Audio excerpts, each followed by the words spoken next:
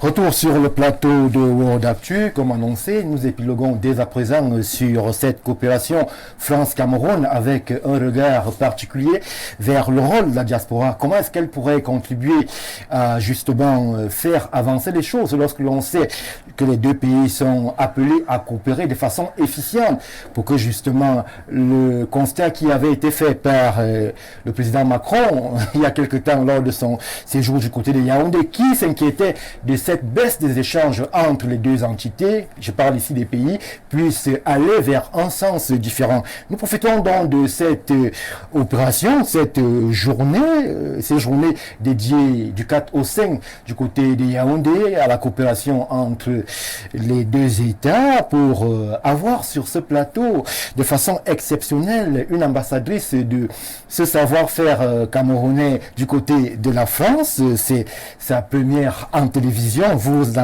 l'en excuserez. Madame Kaline Kamia est une ambassadrice du Cameroun à l'échelon international.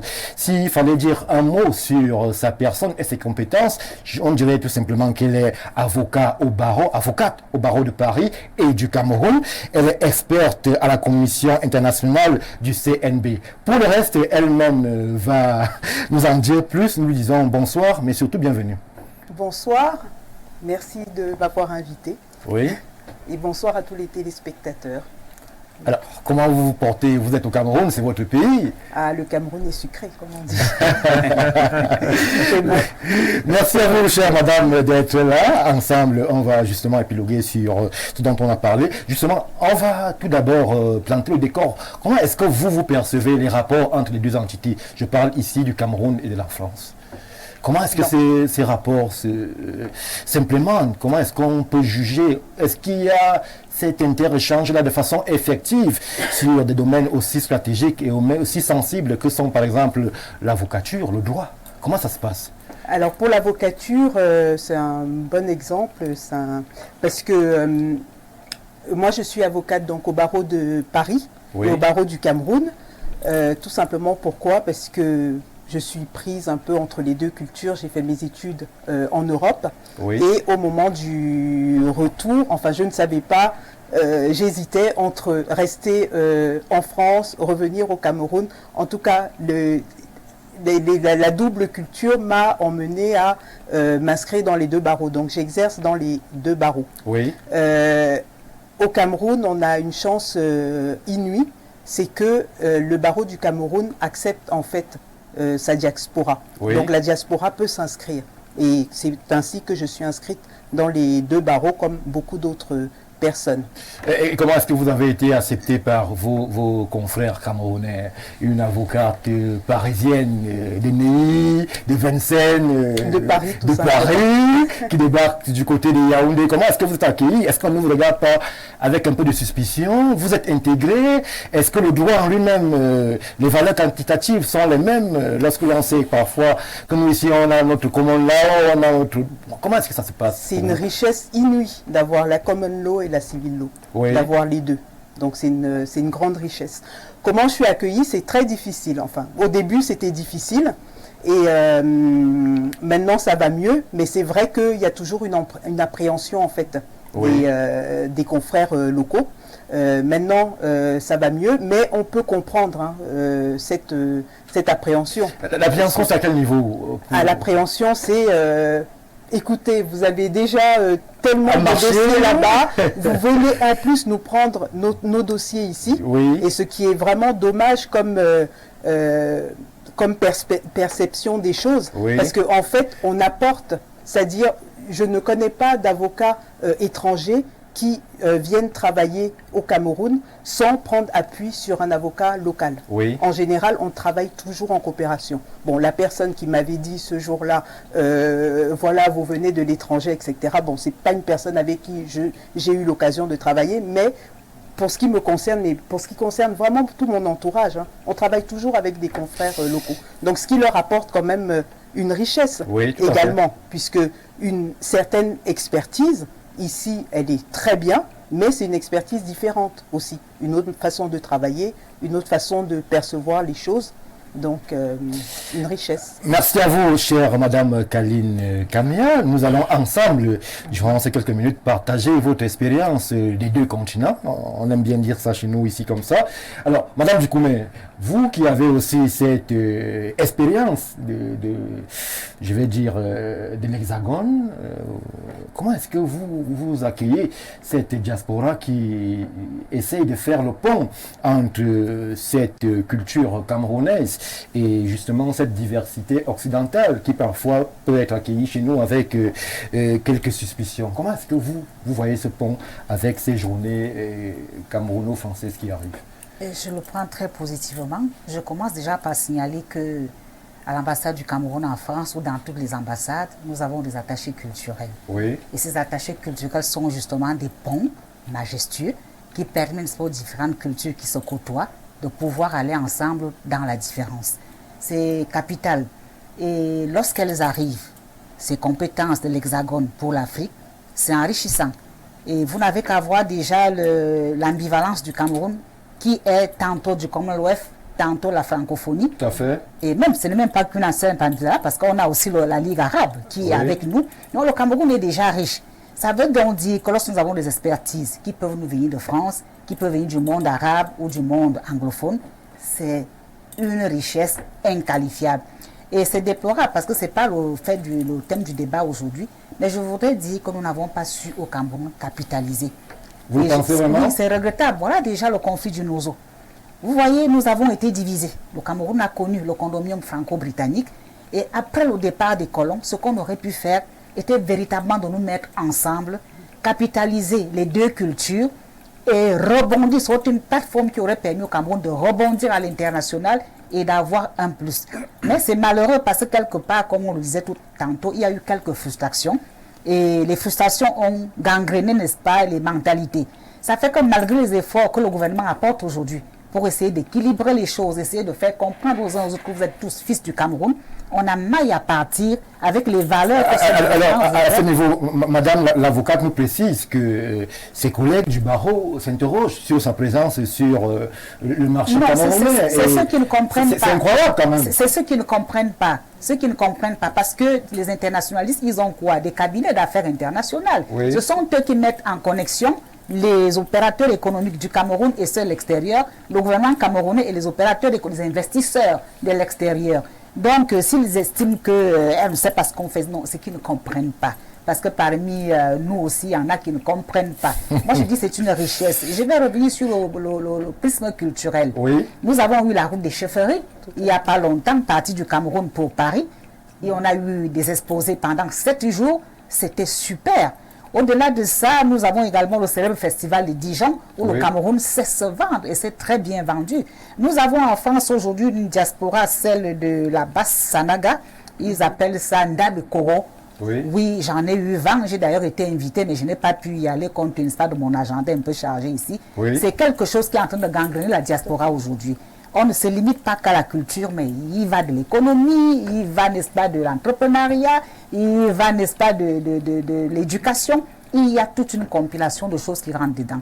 Alors moi, je dis légiférer de cette manière. Le barreau de Paris, le Cameroun, c'est une richesse. Vous voyez, on a toujours eu affaire à des avocats internationaux. À chaque fois qu'il y a un procès quelque part, aurez-vous le visa pour défendre votre client, n'aurez-vous pas le visa, on ne sait pas. Mais quand on a une dualité comme ceci, vous êtes au Cameroun, vous êtes en France, j'ai dit votre client est à l'aise, vous venez et le procès se déroule. Et ce sera comme une lettre à la poste. Merci Michel Florence et Dikoumé pour votre lecture. Professeur Moumissi, voilà un exemple sur lequel peut-être il faudrait accentuer la réflexion. Comment est-ce qu'on capitalise sur ces expertises venues d'ailleurs qui justement veulent s'exprimer sur l'espace concurrentiel camerounais malgré les susceptibilités. Vous êtes enseignant d'université. Comment est-ce que, je vous avais posé la question, vous avez été accueilli au Cameroun lorsque vous avez décidé de faire, de sauter le pas et de revenir dans votre pays après avoir abandonné la brillante carrière qui s'offrait à vous en France et même en Belgique? Oui, disons plutôt que la notion du diaspora est beaucoup plus très bien accueillie au Cameroun. C'est vrai qu'il y a souvent de petites tensions qui ne sont que normales en termes de jalousie ou en termes de mauvaise perception. Ce n'est que normal, mais pour dire que chaque fois qu'un fils du pays est allé hors de son pays, et pour chercher, pour revenir, ça doit toujours être un plus. Oui. Parce que quand il faut comprendre diaspora, il faut aller dans l'étymologie même du mot, pour savoir que veut dire diaspora.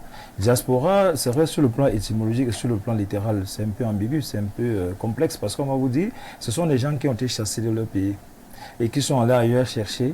Et quand ils ont cherché, qui ont cherché le bien-être ailleurs, qu'ils l'ont retrouvé, ils se sont dit non, je viens de quelque part. Et ce quelque part a besoin de moi. Bon, c'est déjà un courage que d'être dans la diaspora et de penser revenir chez soi. Parce que vous vous rendez compte, c'est un amour incommensurable pour la patrie. C'est un sentiment de patriotisme inexplicable que de parfois laisser ces faveurs que nous avons de l'autre côté de l'Occident et prendre ce soir de venir chez soi parce qu'on veut rendre service à son pays.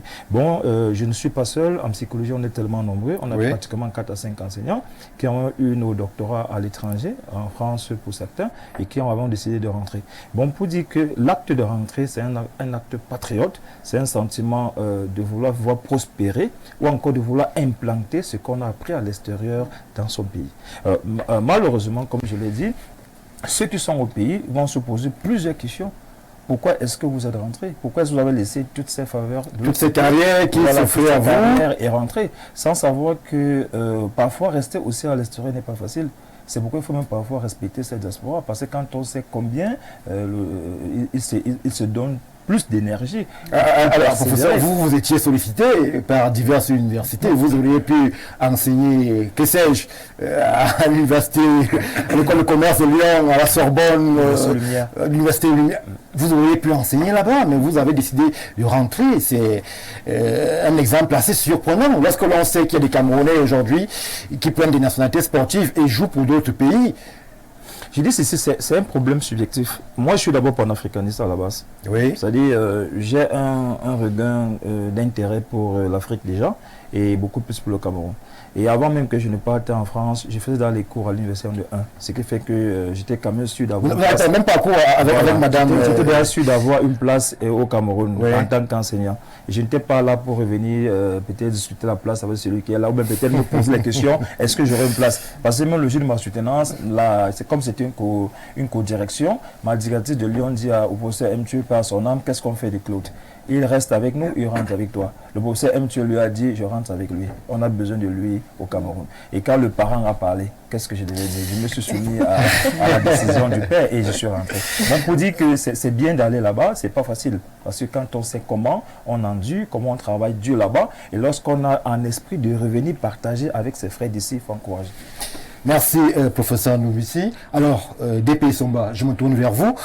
Là, on parle de journées qui vont essayer de rapprocher la France et le Cameroun. Madame Kaline Kamia évoquait justement quelques réticences comme les acteurs du barreau vis-à-vis d'eux qui viennent compétir sur le même espace concurrentiel qui est celui de l'avocature. Mais globalement, les rapports, ou alors la diaspora qui vient de ces pays occidentaux, en l'occurrence la France pour qui est du cas d'espèce, on a l'impression qu'il y a quelques suspicions. Beaucoup estiment parfois qu'ils sont instrumentalisés et qu'ils voudraient peut-être venir prendre des secrets de notre espace pour resservir à ces pays qui les accueillent. Comment est-ce que vous lisez cette aventure qui voudrait que des personnes restent sur l'espace concurrentiel français et puissent venir échanger avec des confrères camerounais? Bon, moi je ne vais pas aller dans le sillage très angélique de la perception que nous avons de la diaspora globalement et de la diaspora française en particulier, pour une raison simple. Allez-y. La raison est d'abord économique, et cette raison économique embraye sur le volet psychologique. Le différentiel, le gap au niveau de l'offre de vie, au niveau de l'offre de formation, au niveau de l'offre économique fait que les Français, je vais le dire comme ça, ou alors la diaspora française pour rester élégant, la diaspora française lorsqu'elle arrive ici, ne vient pas toujours pour partager. Ah bon? Elle va tout prendre. Parce qu'ils sont mieux formés, Oui. Ils sont plus ouverts, ils ont la facilité de séduire davantage, si je prends le cas des avocats. Oui. En situation de conflit, il sera plus facile pour un client camerounais de confier son dossier à un avocat français. La seule chose qui va heurter l'avocat français, c'est que certaines pratiques judiciaires, Oui. et l'actualité camerounaise peut nous le démontrer, parce que les plus indignés sont les avocats qui ont fait leurs études ailleurs. Mais ceux qui ont fait leurs études au Cameroun vont te dire, je ne suis pas surpris. Non, on fonctionne comme ça. Oui. Donc, ce qui fait que le Camerounais local perçoit le diasporien comme l'ordre qui va venir tout prendre. Et je vais prendre un cliché social Oui. qui est anecdotique. Lorsque nous étions adolescents, qu'est-ce qui se passait pendant les vacances? Ceux qu'on qualifie de mbenguistes, lorsqu'ils arrivaient au quartier, c'est eux qui avaient toutes les jolies filles. Parce que la France, c'est le pays qu'on regarde à la télé, on va aller à la Tour Eiffel. Oui. Donc il y a tous ces éléments de séduction, tous ces éléments angéliques, parfois même féeriques, qui font que on voit celui qui vient de la France comme un petit dieu, comme cette étoile qui va venir. C'est quand même assez angélique, comme vous dites. Moi, je ne vois pas en quoi quelqu'un débarqué de France serait un dieu. Non, parce que vous avez déjà travaillé cela. Vous avez réussi à vous décomplexer. Mais il y a toujours ce complexe de supériorité face aux mbenguistes qui crée une barrière.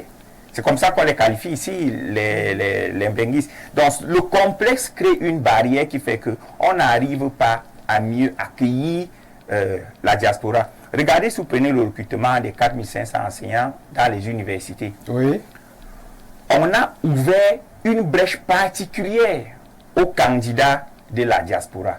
Parce qu'au municipal, on était conscient, là c'est mon analyse, je n'ai pas causé avec le ministre à propos, on était conscient que à égale compétence, les candidats de la diaspora vont battre les candidats. Pourquoi vous pensez cela? On voit les Camerounais quitter le pays et aller être champion en Occident. Stéphane, c'est assez réducteur cette façon de je suis voir les bien choses. en train de parler de perception.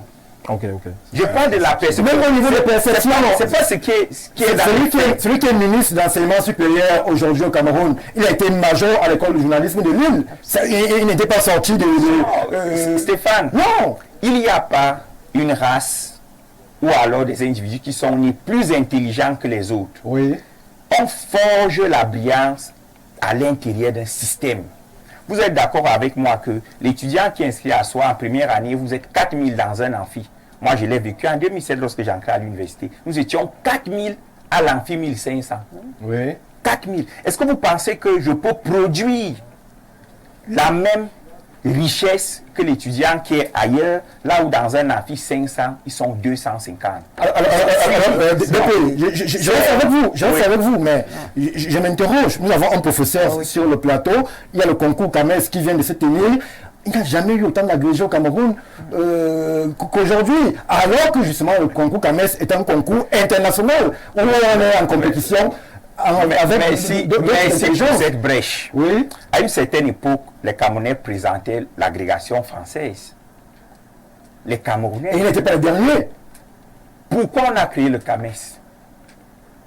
Le CAMES aujourd'hui est comme, c'est pas officiel, mais le CAMES aujourd'hui est comme une sous-branche du concours d'agrégation française. Et c'est d'ailleurs les agrégés français qui formalisent. Ils ont une forte influence au concours CAMES. Donc, on ne peut pas comparer. On ne peut pas comparer. C'est normal que lorsqu'un Camerounais sort du Cameroun, arrive en France, s'il est brillant ici, il sera doublement brillant là-bas à cause des conditions dans lesquelles il vit.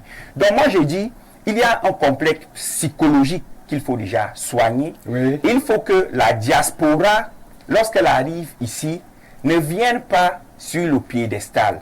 Il faut que la diaspora se montre vraiment diaspora de partage. Parce que je vous dis, le sentiment qui est global, c'est que lorsqu'on voit un gars de la diaspora, il ne vient pas pour partager, il vient pour rafler. Merci. En une minute, professeur. Bon, merci bien. Vous savez que je n'aime pas la contradiction. Juste pour apporter un élément de précision Oui. par rapport à ce recrutement. C'est juste qu'avec une main tendue à nos frères qui sont docteurs à l'étranger et qui ne font pas grand-chose là-bas. C'est donc pourquoi l'enseignement supérieur a bien voulu leur dire, si vous voulez retourner au pays, ce n'est pas un problème, parce que les dossiers étaient déposés dans des ambassades à l'étranger. Bon, c'était une main tendue sur l'extérieur. Maintenant, sur le plan compétitif, on peut être d'accord sur un ensemble de faits, mais on peut quand même dire, lorsqu'on a un doctorat, et puisque c'est un concours qui recrute les docteurs, lorsqu'on a un doctorat, qu'on soit en France et qu'on soit au Cameroun, si l'étudiant sait donner les moyens utiles pour s'outiller, je pense que sur le plan de l'intelligentsia, l'écart ne sera pas très grand. Bon, ne restons pas à l'écart. Merci, professeur. Permettez-moi, je reste puisque vous êtes là aussi pour ça. Parler de partage. Justement, allons-y sur le critère du partage entre vous qui débarquez avec parfois des réseaux. On sait que Maître Dupont-Moretti était ici défendre un célèbre opposant. Aujourd'hui, il est en situation de responsabilité du côté de la France en tant que garde des Sceaux. Vous êtes dans l'avocature, il y a cette fameuse jurisprudence Lidjen Eyum qui justement avait fait écho ici, qui justement à un moment avait brandi ce passeport français là pour échapper aux griffes de la justice camerounaise. Qu'est-ce que nous dit, je parle là comme le Camerounais du quartier, qu'une fois vous intégrez dans notre espace concurrentiel et que justement il y a quelques soucis, vous nous brandissiez par ce passeport français, alors que nous on a bien voulu vous accueillir et vous donner les mêmes chances de compétir sur notre espace, alors que bien entendu, étant entendu que vous êtes camerounaise. Voilà. Donc je ne vous brandirai pas de passeport français puisque j'ai fait le choix de garder ma nationalité camerounaise. En attendant la double nationalité. En attendant la double nationalité. Vous parliez tout à l'heure de partage, c'est vraiment dans cet esprit-là que nous venons. Dans le cadre de la 4e journée d'échange France-Cameroun. Ce n'est pas une première, nous l'avons déjà fait. Donc il s'agit d'une association qui s'appelle EFRACAM, qui est une association d'élus et d'anciens élus politiques et professionnels d'origine camerounaise ou camerounais. Donc au sein de cette association, il y a des personnes qui sont détenteurs d'un mandat.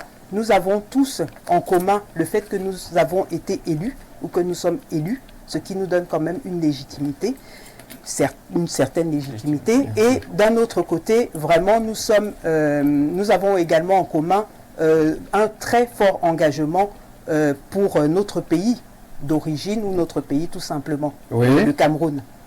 Parce que le Cameroun est quand même... extraordinaire. Il rappelle toujours, il rappelle toujours ses enfants. En tout cas, on se retrouve toujours, on finit toujours par revenir au Cameroun. Donc, dans ce cadre-là, nous avons des activités qui se tiendront donc du 5 au 8 décembre au Cameroun, à Yaoundé et à Douala. Nous allons signer des conventions de partenariat avec des mairies, c'est-à-dire vraiment, on veut participer, partager nos expériences, partager nos compétences, partager nos réseaux avec des personnes en fait qui sont sur place et pour que même le citoyen lambda puisse en bénéficier. Parce que tout ça, il y aura des retombées. Donc nous sommes une délégation de 22 personnes, donc élus politiques en France, donc français mais d'origine camerounaise et professionnels. Et donc, on va signer des partenariats avec des mairies, des communes, des régions, dans divers domaines, agriculture. Vous n'allez pas tout nous dévoiler, on va garder un peu de suspense. On va, chère Madame. Donc, l'idée, c'est toujours cet esprit de partage. Parce que, voilà, il y a des réseaux, enfin, nous sommes des ambassadeurs, que ce soit dans un sens ou dans l'autre. On va essayer, chère Madame Kamia, de suivre justement Konchou, de vous suivre durant ce périple inter-camerounaise. Nous, on va vous dire merci déjà d'être passé. On va faire un bref stop, le temps pour nous de dire un bonsoir à nos partenaires. Et on va revenir tout de suite après avec, une fois de plus, la réflexion sur cette coopération entre la France et le Cameroun. À tout de suite.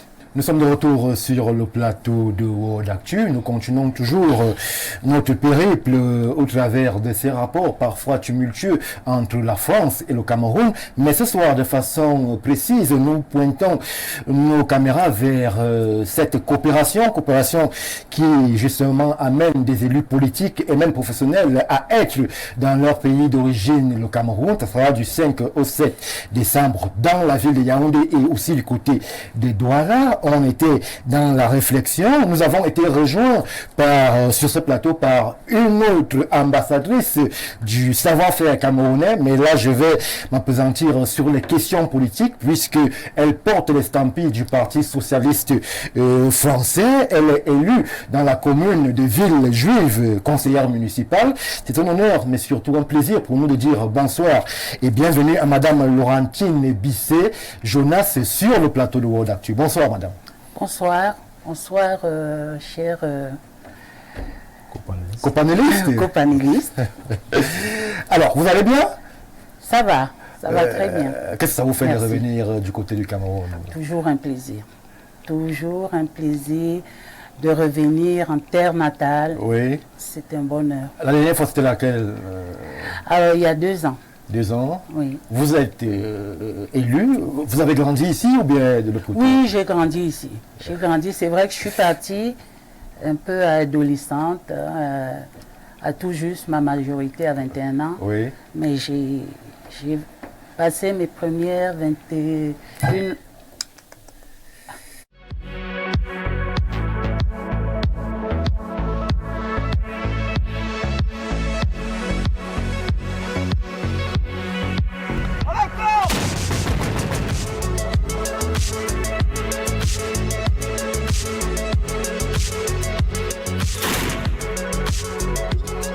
Une victoire sans appel.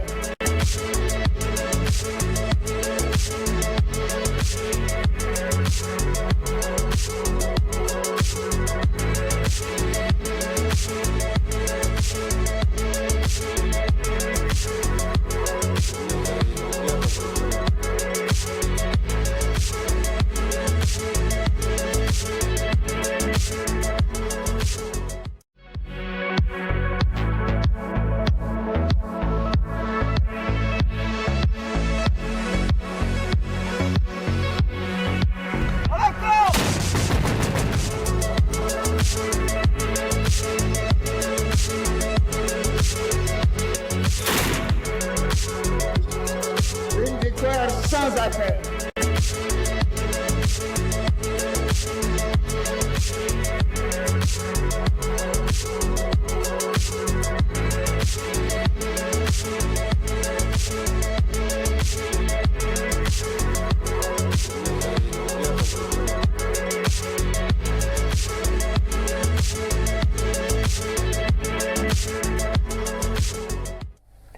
Alors, retour après quelques soucis techniques sur le plateau de World Actu. On va essayer de réserver le meilleur des accueils à nos illustres hôtes qui nous ont rejoints sur ce plateau. Madame Laurentine Bisset nous parlait justement de son enfance jusqu'à sa majorité et son départ vers l'Hexagone. Alors, je l'ai dit, vous êtes présenté comme élu du Parti socialiste.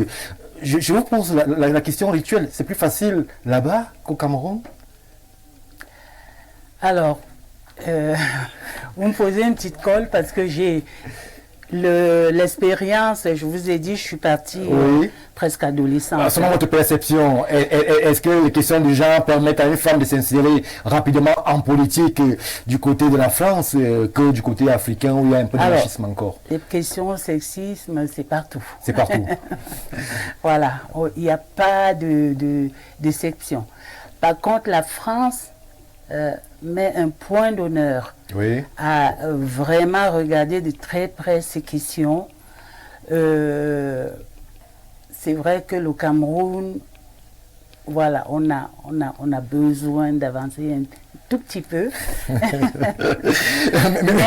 le pas est franchi. Il y a des des choses qui se mettent en place. Des choses avancent. On va aussi permettre à Madame Djikoumé, qui est la politique professionnelle sur le plateau, c'est pas un secret, je vous l'ai d'ailleurs dit. Alors, Madame Djikoumé, voilà une ambassadrice du Made in Cameroun dans l'affaire politique qui s'impose du côté des villes juives en France. Le Parti socialiste l'accueille, un grand bravo à eux. Vous êtes politique, votre terrain concurrentiel, c'est le Cameroun. Est-ce que vous percevez cette question du machisme, du sexisme, les questions du genre en politique au Cameroun? Vous êtes accepté facilement par vos collègues hommes? Nous sommes acceptés, mais il y a une forme de paternalisme que nous ne voulons pas. Il est temps qu'on considère la femme comme un être humain à part entière et non quelqu'un qu'on devrait chouchouter. Lorsque vous posez un acte, on a comme toujours envie de vous dire, mais dis donc, c'est brillant. Hein? Non, je n'ai pas besoin de ça. Je n'ai pas besoin qu'on me dise que c'est brillant, je le sais déjà. Donc, vous voyez, nous évoluons, c'est vrai. Oui. Mais de temps à autre, nous avons ces hommes-là qui restent, qui sont des caciques, oui. Qui occupent la place et ont de la peine à en faire.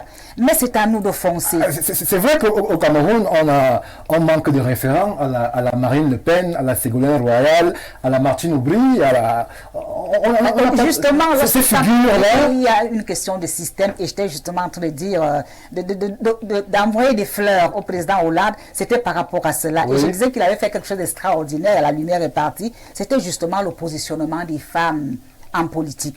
Et nous avons vu avec quel brio il a organisé le sommet sur le climat, oui. La COP 21 à Paris, c'était super. Et qui coordonnait la COP? Nous avons vu une Ségolène Royal au four et au moulin, c'était magnifique. C'est-à-dire qu'au-delà, n'est-ce pas, de la dimension intellectuelle de la femme, nous avons vu une femme politique qui a été capable de porter le projet du climat au Bourget et d'en faire, ça dit que école. Aujourd'hui, tous les sommets qui se succèdent se réfèrent, n'est-ce pas, au sommet de Paris. C'est pour vous dire qu'ici également, c'est à la femme aussi de foncer. Lorsqu'on vous accorde une brèche, allez-y, faites-le. Et j'en discutais avec lui il y a quelque temps, oui. La semaine qui vient de s'écouler. Nous avons engagé des conférences de section. Nous avons commencé en Sanaga Maritime et je lui demandais déjà qu'est-ce qu'on fait. Il me dit, bon, écoute, viens, on en parle. C'est pour vous dire que c'est aux femmes aujourd'hui. Parce que quelque part, la vanne est ouverte de pouvoir foncer. Et pendant ma conférence, je disais aux dames, dans les textes de base du RDPC, la parité homme-femme, elle est reconnue. Ce n'est pas une parité pour bomber les muscles contre nos camarades hommes ou encore avec nos hommes dans nos ménages, mais non, c'est une parité qui nous donne de nous assumer partout où nous avons une certaine représentation. Et c'est une parité qui nous donne le courage de foncer et de pouvoir briguer les postes à pouvoir. La preuve, la coordinatrice qui représentait le bureau national, c'était une dame qui oui. Elle-même est sénatrice. Je me suis dit, la vanne est ouverte pour nous, allons-y. Donc je crois que le courage de la femme aujourd'hui est pour beaucoup dans l'ouverture politique. Merci Michel Florence Djikoumé. Professeur, c'est vrai que l'affaire politique est assez rude. Là-bas, il y a un lexique, on parle de coup bas, on parle de trahison, mais dans l'intelligentsia que vous représentez sur ce plateau, on sait que les femmes aussi ont quelques difficultés là-bas. On parle de promotion canapé, on parle de beaucoup de choses. Est-ce que le ressenti, puisque vous avez fait les deux écoles, vous avez été formé en France, vous avez été formé aussi au Cameroun, est-ce que la question féminine que portent ces dames au niveau de l'intelligence camerounaise se porte avec les mêmes inconvénients qu'on puisse se retrouver ailleurs, c'est-à-dire ce dont j'ai parlé il y a quelques instants? Vous faites bien de parler des mêmes inconvénients. Je pense que les dames qui sont ici ne vont pas me démentir. Les problèmes de rapport entre hommes et femmes dans les univers professionnels sont pareils. L'attirance pour la femme n'est pas conditionnée. Au sein de l'université, qu'on soit en Afrique ou en Europe, je pense que ce sont les mêmes attirances. Maintenant, les questions fondamentales, et dans les universités, on a assisté quand même un très grand sursaut en termes d'effectifs de femmes enseignantes dans les universités au Cameroun. Et je pense que c'est un processus, c'est un processus qui est mis en place. Et de plus en plus, je pense au département de psychologie, les deux avant-derniers recrutements sont des femmes. On a recruté simultanément 2 femmes en psychologie. Oui. Aujourd'hui, sur les 15 enseignants permanents, il y a 8 qui sont femmes. Bon, si nous ne prenons que le cas de la psychologie, on va dire qu'il y a plus de femmes enseignantes que des hommes. Bon, pour dire que c'est une question qui ne se pose même plus et qui devrait plus se poser. tant et si bien que avec l'émergence de l'approche genrée ou de l'approche genre, les femmes ont beaucoup plus la chance d'être promues que les hommes. Pourquoi? Parce que quand vous allez maintenant sur le plan national ou international, vous déposez un dossier par rapport à un projet avec une femme. La balance est beaucoup plus ouverte du côté de la femme. C'est la nouvelle nomenclature. Bon, une femme qui est active, qui se donne, qui travaille durement dans les universités, n'aura pas de problème de promotion. Et les promotions qu'on a payées, il y a toujours des exceptions dans tous les univers professionnels, malheureusement. Merci, professeur. Alors, DP Somba, je me tourne vers vous, avant que Madame Bissé ne nous dise encore un mot. Alors, on est là dans la sphère politique, Madame est élue PS, Parti Socialiste, c'est quand même, il faut le noter, un grand pas. Les conseillères municipales, la France l'a accepté, la France l'héberge, la France la reconnaît. Est-ce que l'inverse serait possible de voir un Français qui arrive chez nous, qui soit maire par exemple du côté de Ngoulmakong chez moi? C'est possible. Non, c'est possible. Une épouse d'origine française a été maire d'Akonon pendant plus de 20 ans. Elle a même, à un moment donné, se sentant fatiguée. Oui. Elle a laissé. C'est possible. On a plusieurs cas de métis qui sont aux affaires ici, étant de papa occidental. Donc, l'inverse est possible. Mais le grand problème, et Mme Dikoum l'a souligné tout à l'heure, et c'est ce qui fait qu'aujourd'hui, même la diaspora se sent comme le devoir de revenir nous donner ce coup de main.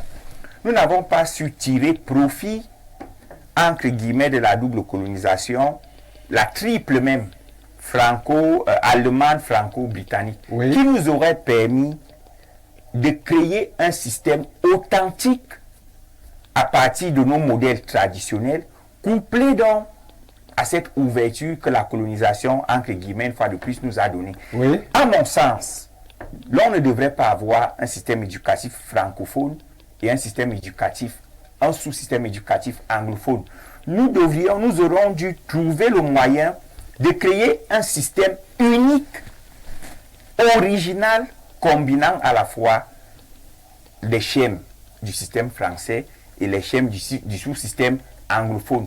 Ceci aurait permis au Cameroun d'aller à l'extérieur en offrant quelque chose de purement... Alors, nous sommes dans l'arène politique que connaît très bien Mme Laurentine Bissé. Comment est-ce que vous percevez l'impact de la femme lorsque l'on sait justement que dans nos sociétés, c'est pas un secret, la place de la femme, il y a quelque temps encore, a été à la cuisine. Mais aujourd'hui, on nous dit que les femmes se positionnent et la question genre est même désormais une orientation politique dans de nombreuses formations politiques où l'on inscrit justement cette parité homme-femme là comme un modèle en termes de proposition de liste. Comment est-ce que vous percevez la dynamique de montée des femmes dans la sphère politique au Cameroun? Non, la dynamique est bonne. Le nombre de sénateurs, le nombre de femmes évolue et la perception même de la femme a beaucoup évolué. Oui. Si je prends mon cas personnel, avant de me marier, d'avoir des enfants, j'estimais que une épouse ne doit pas travailler, par exemple. Elle est faite pour rester à la maison. Mais après que je me sois marié, mon beau-père m'a posé la question de savoir si, malgré toutes les études que ma femme a fait, je ne serais pas content qu'elle travaille aussi. Ça a commencé à tiquer dans ma tête. Et puis, Dieu a fait que mon premier enfant soit une fille. Oui. Et je me suis posé la question, est-ce que je l'envoie à l'école pour qu'elle reste à la maison, s'occuper des enfants? Oui. Donc, je me dis que les mentalités aujourd'hui sont en train d'évoluer et avec le temps, ce sera meilleur. Mais il y a des petits clichés, à mon sens, qu'il faudrait supprimer. Oui. Je vais parler sous le contrôle de notre conseiller municipal PS. Oui. Je ne pense pas qu'au PS, il y a une section des femmes. Non. Et une section des hommes. Alors qu'au Cameroun, tous les partis politiques ont caser les femmes dans la section féminine. Oui. Ou si je prends le cas du RDPC, OFRDPC. Qui a planté ce plateau, oui. Voilà. Et c'est déjà une limitation à l'expression du potentiel féminin. De leur dire, allez compétir entre vous. Alors qu'elles ont le potentiel et les capacités de compétir, de challenger les hommes et même d'être plus compétentes à certains moments que les hommes. Donc, nous sommes sur la bonne voie. il faut apprécier tous les efforts qui sont déjà faits. Et c'est une bonne chose que nous ayons sur le plateau, en termes de d'ambassadeurs de la diaspora, 2 femmes. Oui. Parce que si c'était 2 hommes, on ne aurait pas posé les mêmes questions. Mais de voir 2 femmes qui sont les porte-voix du mouvement de la diaspora, pour moi, c'est la première fois. Et c'est une initiative à titre personnel que je salue. Merci DP. Alors, Madame Laurentine Bissé-Jonas, j'aime bien le prénom masculin. Alors, vous êtes sur l'espace politique français, vous portez l'estampille du Parti socialiste. Comment est-ce que vous entrevoyez votre séjour en terre camerounaise? Vous pensez que le transfert de compétences, s'il y en a, ça va se faire à quel niveau? Lorsque, par exemple, vous avez une politique comme Madame Djikoumi sur ce plateau, qui, elle aussi, est dans le combat, comment est-ce que vous entrevoyez vos rapports, la plus-value, ou alors le partage sera à quel niveau entre vous qui êtes en France et elle qui est au Cameroun? Alors c'est exactement, vous mettez le doigt sur la mission d'EFRACAM au Cameroun. Oui. C'est-à-dire que EFRACAM, d'abord permettez-moi de revenir très rapidement au sujet des femmes. C'est qu'au sein d'EFRACAM, on parle des femmes, on a une camarade EFRACAM qui est commandant de l'armée de l'air, même si c'est en France. Et ça, c'est vraiment quelque chose de... D'origine camerounaise. D'origine camerounaise. Ouais, c'est... Donc, c'est vraiment pour vous dire que, voilà, la femme, elle prend son envol. Alors, pour revenir, vous me posez la question, qu'est-ce que... le partage sera à quel niveau entre vous qui êtes en France et elle qui est au Cameroun sur la sphère politique? C'est la mission d'EFRACAM au Cameroun qui regroupe toutes les compétences des élus politiques professionnels de tout bord. Madame Bissé-Jonas, oui. Est-ce que vous ne venez pas avec un soupçon de supériorité lorsque vous voyez vos consoeurs politiques qui prestent sur l'espace concurrentiel camerounais? Non. Comment est-ce que vous les abordez? On parle, si vous suivez, nous on est dans l'échange. C'est-à-dire que ici on n'est pas en terre conquise. Oui. En terre conquise. On apporte notre expertise et on va échanger avec nos homologues camerounais. Oui. C'est pour ça qu'on a déroulé, c'est sur 3 jours 4 jours. 4 jours, 4 jours, allez-y. 4 jours, sur 4 jours, dont 3, donc on lance, le lancement serait mardi, le 5. Oui, ça finit le 8. Voilà. Donc, voilà, c'est un peu ça. Je ne suis pas le modérateur, mais si tu me permets. Permettez, madame va bientôt. Alors, on reste avec elle. Elle nous fait toujours partager son expérience. D'abord, Madame Bissé, quelle est votre perception de la diaspora camerounaise lorsqu'on sait qu'elle est parfois assez, je ne veux pas dire instrumentalisée, mais assez politisée et que parfois elle a des prises de position assez acerbes contre le régime en place? Vous avez certainement vu ces saccages d'ambassade du côté de la France où vous êtes. Oui. Bon, c'est vrai que justement, nous on est là pour apporter un contrepoids. Oui. Faire de la politique, c'est pas un gros mot. Hein. J'en suis... voilà, c'est des positions, des engagements assumés. Mais voilà, qui, même au sein des personnes qui ont perpétré, posé ces actes, je crois que déjà même, on a sûrement des collègues qui pourraient bien le regretter déjà en se disant, bon, ben, on aurait pu faire mieux. On était en colère, peut-être qu'on aurait pu utiliser... Exprimer sa colère autrement, parce que, bon, finalement, c'est pas... C'est pas bien.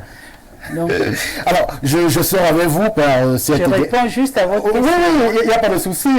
On comprend la gêne qui est la vôtre, justement, vous exprimer sur un sujet aussi délicat qui n'a pas vendu positivement l'image du Cameroun. Je sors avec vous, puisque nous sommes avec vous sur ce plateau. Alors, Laurentine Bissé-Jonas, conseillère municipale, Parti socialiste, où est votre limite vous aspirez à quoi? À être maire, à être député, sénatrice? C'est pas impossible.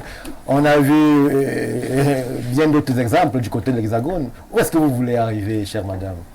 Eh bien, le plus loin que mes convictions me le porteront. Je suis déjà issue d'une famille très engagée politiquement là au Cameroun. Oui. Quelle famille? Alors, l'illustre Charles Okala qui est décédé, oui. Et puis sa fille qui est aujourd'hui sénatrice. Tout à fait. Sénatrice Okala. La sénatrice Okala, eh ben, je suis sa nièce. Oui. C'est une affaire de famille chez vous? C'est une affaire de famille. Merci, chère Madame Laurentine Bissé-Jonas. On va juste prendre, avec le concours de la réalisation, une brève transition avant qu'on ne poursuive justement sur cette coopération et même sur les aspects qui vont nous amener du côté du Canada avec cet attrait particulier qu'ont les Africains pour cet autre pays. A tout de suite. Retour sur le plateau d'Actu. Nous sommes toujours sur cette phase qui nous amène à interroger cette coopération entre la France et le Cameroun. Vous avez suivi de la part de ces ambassadeurs de la diaspora camerounaise qui sont présents en ces lieux, présents en terre camerounaise, la part et les positions qui sont celles de l'Hexagone quant à leur dynamique. Aujourd'hui, nous restons toujours avec le docteur Thierry Olivier Onomo. Nous restons sur cette interrogation. Est-ce que véritablement ce partage sera égal lorsqu'on connaît le potentiel, la puissance qui est celle de la France sur des questions aussi techniques que le droit, que sur des questions aussi particulières que la question de la femme en politique? Est-ce que vous pensez que lorsque viendra le temps du partage, on aura justement cette capacité à pouvoir se projeter sans aucune supériorité ou alors sans complexe d'infériorité entre les élus locaux camerounais, les avocats camerounais et ceux venus de la diaspora française qui exercent en France? Merci Stéphane. Je crois que ce sera à hauteur partagée. Nous savons bien évidemment que différemment peut-être de la conception que certaines personnes ont, le Camerounais comme ça, déjà par nature, est quelqu'un de très instruit. Oui. Ce qui fait que il y a ce que j'appellerais l'instinct de comparaison même, parce que le Camerounais aime bien se frotter à l'intelligence. Il faut dire compétition aussi. Voilà. Et montrer qu'il n'est pas à la traîne. Oui. Donc, ma foi, ce seront des échanges très alléchants. Et peut-être même je rêve d'y participer un peu. Voilà. Donc, je reste avec vous, toujours dans cette réflexion. Avec le professeur Mumbisi, on interrogeait l'intelligence camerounaise sur ses capacités à proposer au contact justement de celle-là venue de l'Hexagone. Comment est-ce que vous, en tant qu'intellectuel camerounais, vous vous positionnez sur certaines questions qui sont parfois défendues avec beaucoup de véhémence par nos compatriotes qui sont du côté de l'extérieur? Il y a la question de la gouvernance au Cameroun. On a vu Achille Mbembe se positionner dessus, avoir ses positions. On a vu qu'Alex Béala prendre la parole très récemment sur des faits d'actualité au Cameroun. Comment est-ce que vous positionnez par rapport à ces prises de parole là, de l'intelligence camerounaise à l'extérieur sur les questions d'actualité qui relèvent parfois du domaine réservé des intellectuels camerounais? Merci. J'ai vu tout de suite là, Madame Messé, lorsque vous lui avez posé la question, elle était un peu gênée.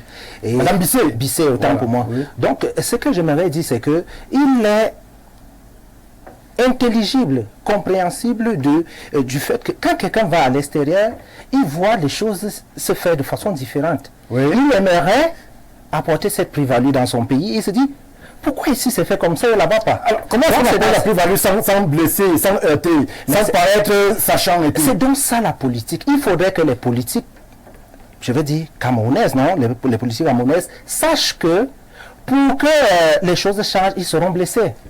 Ils seront blessés automatiquement. On ne peut pas changer les choses sans qu'on ne sente mal quelque part. Oui. C'est comme si c'était une amputation. Oui. Et c'est ça dont la différence. On ne peut pas apporter, on ne peut pas seulement vous apporter ce qui scie avec votre philosophie, ce qui scie avec votre idéologie. On va sûrement apporter quelque chose qui sera différent de ce que vous avez l'habitude de recevoir chez vous. Oui. Et c'est ça qui blesse peut-être. Et vous estimez non qu'Alex Béala entre autres, Achille Mbembe, ils sont nombreux intellectuels qui prennent la parole sur des sujets, par exemple, de gouvernance, de gestion du pays, de démocratie au Cameroun. Vous estimez qu'ils sont dans leur rôle d'apporter l'expérience acquise à l'extérieur et d'essayer de mouler une réflexion intellectuelle au Cameroun à partir de leurs expériences? Monsieur Stéphane, ce que je voudrais vous dire, c'est que c'est normal, mais il y a une façon de faire. Oui. N'est-ce pas? Et il y a une façon de gérer les sensibilités. Moi, je me rappelle lorsque j'ai revu au Cameroun, je voyais tout bizarre. Je voulais tout critiquer. Et puis on te dit, mais vas-y doucement. Il faut vraiment qu'on sache, je pense, vous appelez ça comment en français, il faut savoir peser. Hein? Même dans la critique, il y a une façon de critiquer. Déjà que ceux qui ont fait politique, ceux qui ont fait philosophie, autant pour moi, savent qu'il y a une critique positive et une critique négative. Oui. Mais même si la critique est négative, il y a des mots, il y a des gestes, il y a un sens que vous pouvez utiliser pour véhiculer de façon plus aisée un message que vous avez, une conviction qui est la vôtre. Donc je pense que la plupart des intellectuels de l'Occident, sinon, je vais appeler comme ça de l'Hexagone, pêchent sur ce fait que... Sur la manière, pas sur le fond, mais sur la manière de véhiculer une conviction qui est la leur. Oui. Voilà. Donc je pense que c'est ça le véritable problème avec certaines personnes. Moi-même j'ai porté critique à l'époque, mais je pense que je me suis dosé sur... parce que vous ne pouvez pas venir dire à quelqu'un qui n'a pas la capacité de se payer une veste, de porter une veste tous les jours par exemple. Oui. Donc il faudrait utiliser, on appelle ça les mots d'atténuation, sinon les formules d'atténuation adéquates à fait que la personne ne se sente pas blessée dans son essence.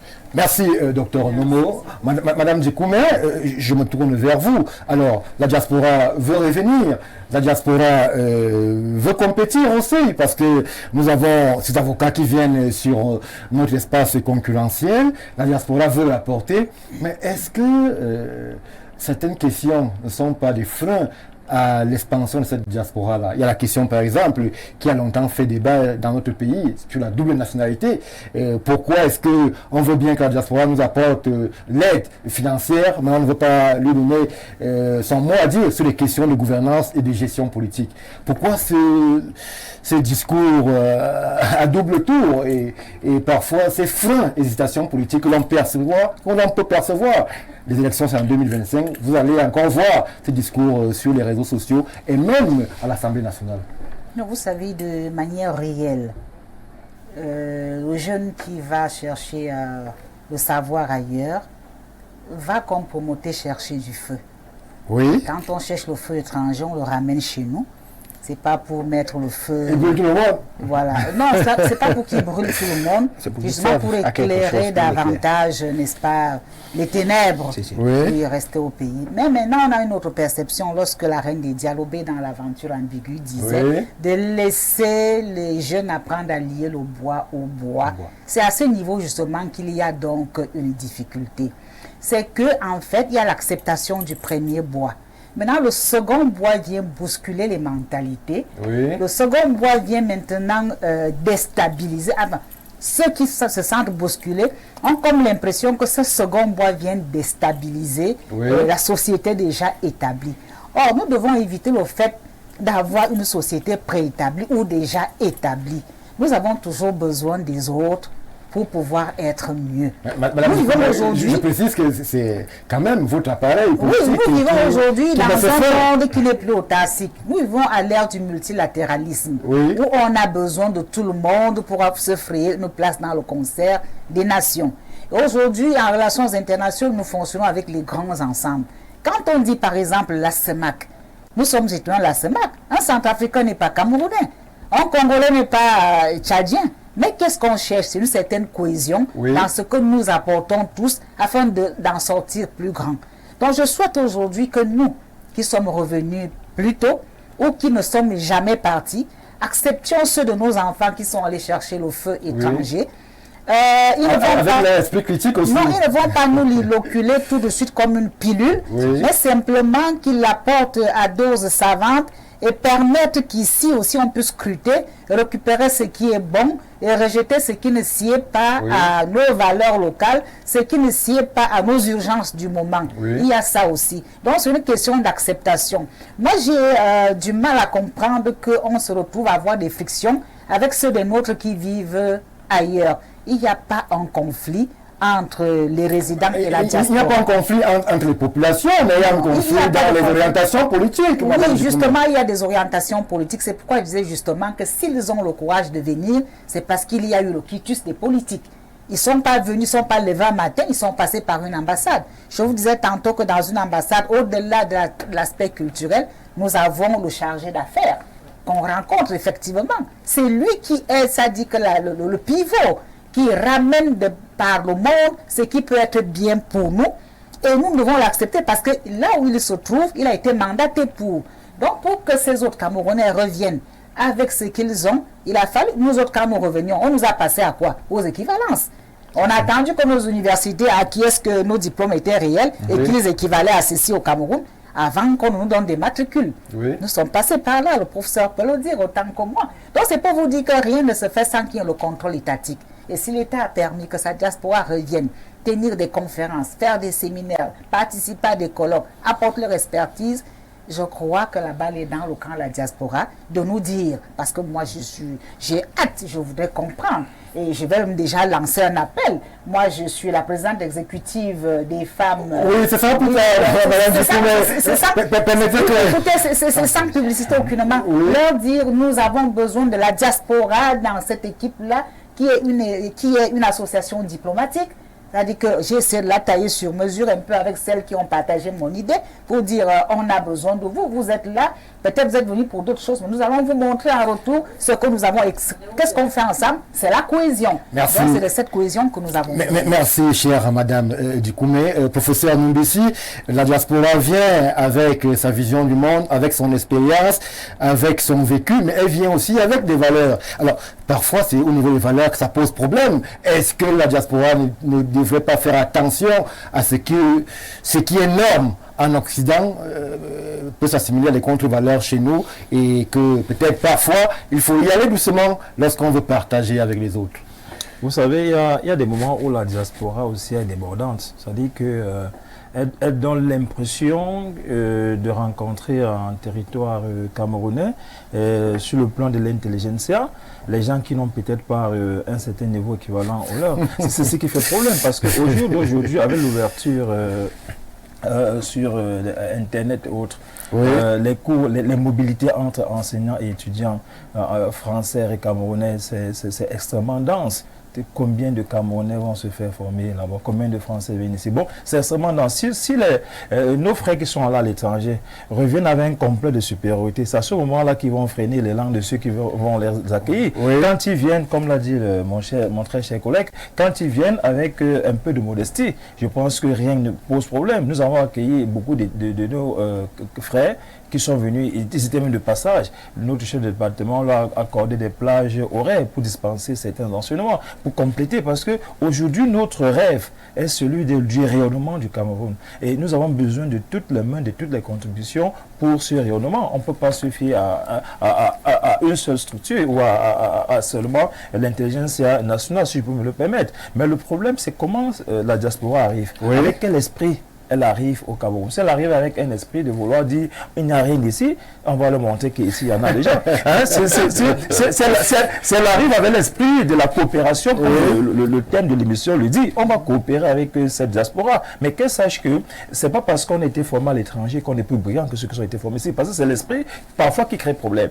On peut être brillant à partir de nos connexions via ici. Il y a des cours qui se font en ligne où on fait collaborer presque tout le monde. Et nous, en tant qu'enseignants supérieurs, on a une mission qui est celle de valoriser l'intelligence camerounaise à tous les niveaux en mettant tout en place pour le faire. C'est-à-dire quoi?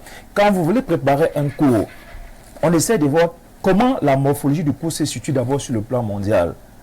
Et comment est-ce qu'on peut ramener ça au niveau, le niveau de nos étudiants au niveau mondial? Parfois, on a des difficultés qui sont réelles, mais notre intention, notre esprit est celui que l'étudiant formé au Cameroun puisse être au même niveau que l'étudiant formé en France et dans d'autres pays. Merci, professeur. Alors, DP, je me tourne vers vous. Vous et moi, nous sommes au cœur et acteurs parfois des relais de ces questions politiques liées à la diaspora.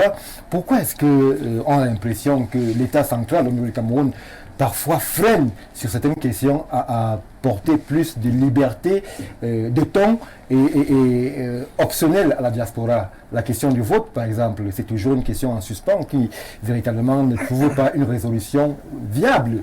Pourquoi est-ce que la diaspora serait-elle empêchée de donner son avis sur des questions essentielles alors qu'elle veut aider? Bon, moi je pense que nous devons d'abord commencer par distinguer même les types de diaspora. Oui. Parce qu'on a des diasporiens qui ont préservé la nationalité camerounaise et je pense qu'ils ont tous les droits. Ils sont résidents quelque part, mais en tant que Camerounais, ils bénéficient de tous les droits en tant que Camerounais. Maintenant, il faut les distinguer de ces diasporiens qui ont acquis des nationalités d'ailleurs. Oui. À partir de ce moment, ils ne peuvent pas revendiquer vouloir des droits. Ceux qui ont acquis les nationalités d'ailleurs ne doivent pas parler des histoires du Cameroun. Ils ne sont plus Camerounais. Légalement parlant, ils ne sont plus Camerounais. Ils sont soit français. Maintenant, ils doivent donc venir ici avec cet esprit de dire, je viens au Cameroun parce que c'est ma terre d'origine. Oui. Je viens contribuer au développement de ce pays que je veux voir rayonner. Vous leur donnez la possibilité de contribuer financièrement, mais de ne pas contribuer en termes d'orientation politique. Non, un étranger n'a pas besoin d'orientation politique dans un pays auquel il n'appartient pas. Vous permettez à ce qu'il y ait des binationaux qui sont à l'équipe nationale du Cameroun, qui contribuent à nos victoires, mais vous ne permettez pas à ce qu'il y ait des orientations politiques. C'est la diplomatie qui l'interdit. Les États-Unis, par exemple. À ce moment, on parlerait, n'est-ce pas? Madame, s'il vous plaît. Les États-Unis, par exemple, n'admettent pas la double nationalité. C'est la première puissance du monde. Le Japon ne l'admet pas. La Chine, qui est aujourd'hui une puissance montante, n'admet pas la double nationalité. La question de développement ne devrait pas être cristallisée autour des questions de nationalité. Parce que si regardez la foule de projets que Joachim Noah et Kylian Mbappé ont décidé de venir implémenter au Cameroun. Oui. Ils n'ont pas eu besoin d'être d'abord des Camerounais sur le plan légal pour penser au rayonnement du Cameroun. Donc, tout dépend de l'esprit avec lequel on vient. Il ne faudrait pas qu'un Français se dise « je vais au Cameroun pour faire du Cameroun la copie conforme de la France ». Viens au Cameroun pour aider, pour apporter ta pierre à l'édifice selon le paradigme camerounais. Oui. Parce qu'aujourd'hui, on a ce problème. Ils veulent transposer les sociétés, les valeurs, même la manière de gouverner, même la manière de lire la politique. En fait, ils veulent que lorsqu'ils sont en France, ils soient en France, et que lorsqu'ils arrivent au Cameroun, ils soient toujours en France. Donc, c'est ma lecture. Et on parlait tout à l'heure de complexe de supériorité. Oui. Il y a une expression qui est revenue plusieurs fois sur le plateau, apporter notre expertise. C'est comme si ici, il n'y avait pas des experts. Ce n'est pas la politique d'expertise, oui. C'est le partage d'expérience. De compétences. Étant au Cameroun, lorsque nous lisons la France, puisqu'aujourd'hui nous parlons de la France, il y a beaucoup de choses qu'un Camerounais peut apporter à la France pour améliorer aussi ce qui se passe en France. Oui. Donc, nous qui sommes ici, devons nous décomplexer, nous dire, face à un diasporien, j'ai quelque chose à donner. Mais pour que nous ayons quelque chose à donner, là on va revenir sur les politiques. Il faut que les politiques travaillent énormément à créer une identité camerounaise. Parce que le problème aujourd'hui au Cameroun est que nous parlons tous les jours d'intégration nationale, d'identité, mais qu'est-ce qui fait de vous un Camerounais en dehors du passeport et de votre carte nationale d'identité? Nous n'avons pas de langue, par exemple. Nous n'avons pas un vestimentaire transposable à toutes les régions et qui caractérise le Cameroun. C'est un réel problème. Nous n'avons pas un almanach de mets locaux. C'est chaque tribu qui essaye de faire breveter son mets traditionnel. Mais que fait le ministère de la Culture? Il devait porter... Il est temps aujourd'hui. Et le problème s'est posé avec la commission de refonte de l'histoire du Cameroun, oui, et de la France, justement, qui a fait couler beaucoup d'encre et de salive. Donc ça n'a pas été validé par au lieu que les historiens camerounais se mobilisent pour réécrire l'histoire et se mettent plutôt à critiquer, à revendiquer la participation à la commission française. Mais messieurs les universitaires camerounais, mettez sur pied votre commission qui aura le même regard les Merci que la commission française. Merci. Donc, donnons-nous de la valeur. Et ça va nous permettre de mieux accueillir la diaspora. Merci DP. Le docteur Onomo va dire presque le mot de fin. Le temps est imparti à cette production commence à nous manquer. Docteur, qu'est-ce qu'on fait alors que la diaspora veut, dans tous les sens du terme, aider? On crée des passerelles où elle peut dire un mot ici, mais là-bas, elle est plus ou moins limitée. Qu'est-ce qu'on fait? On doit ouvrir les portes, parce que c'est aussi la mondialisation. Merci Stéphane Barga, parce que j'attendais cette question. En ce qui concerne le volet économique, je pense que ce sera aussi une épine que je vais comme ça mettre sur les pieds du gouvernement. La lecture économique que nous pouvons faire, c'est que, vu déjà les difficultés apparentes que la diaspora camerounaise peut avoir avec les nouveaux mouvements qu'il y a eu en France, il y a une nécessité probable pour la diaspora camerounaise, dans le thème économique, de pouvoir nationaliser, sinon renvoyer leurs capitaux au pays. Et là, je parle sous l'échine du ministre du Commerce et je pense le ministre aussi des Finances qui me suivent. Cette affaire de bloquer l'expédition, sinon l'envoi des capitaux au Cameroun à 2 999 000 francs, je crois que c'est ça. Ça pénalise vraiment ceux qui veulent, comment vous les appelez là, les opérateurs économiques et tout ça. Ça les pénalise. Or, alors que nous voyons que, beaucoup de membres du gouvernement qui se baladent avec l'argent de gauche à droite. Vos propos vous engagent. Ça m'engage, c'est moi qui parle. Mais je dis, ce que je voulais dire, restons sur le sujet, j'aimerais que le gouvernement permette aux uns et aux autres, surtout aux acteurs de la diaspora, de pouvoir qu'il les facilite l'envoi, sinon le mouvement de leurs actions dans le territoire. Merci docteur. Ce sera vraiment important parce que sinon la diaspora ne nous servirait à rien. Le premier apport de la diaspora au Cameroun, c'est d'abord les actifs qui vont permettre à l'économie de se mouvementer. Le bavardage politique et tout ça, ça ne nous sert à rien parce qu'on a déjà la politique au Cameroun. On a besoin d'un pays économiquement stable. Pour que ce pays soit stable, il faut qu'on ait des actifs circulants. Merci à vous, cher monsieur. Merci DP Somba, Madame Djikoumé, professeur Noubessi, docteur Onomo d'avoir été présent sur ce plateau. Grand merci à cette diaspora active qui véritablement nous a fait honneur sur ce plateau. Madame Kaline Kamia, elle est avocate au barreau de Paris et du Cameroun, j'aime à préciser. Madame Laurentine Bissé, élue du Parti Socialiste PS de la ville de Villejuif. J'espère que je n'ai pas trébuché sur la prononciation. C'est une fierté camerounaise. Ces fiertés-là sont au Cameroun du 5 au 7 décembre, justement pour apporter ce partage, pas transfert, du 5 au 8. Au 8, merci pour la précision. Mesdames, Messieurs, merci d'avoir suivi avec beaucoup d'attention cette édition de World Actu. Vous ne bougez pas tout de suite, c'est le 20h d'Info TV qui s'installe, formule bilingue, bien sûr, version langue de Shakespeare, version langue de Molière. Quant à nous, nous retrouvons évidemment sur les mêmes antennes, certainement avec le même plaisir et le même bonheur. Bien le bonsoir à vous.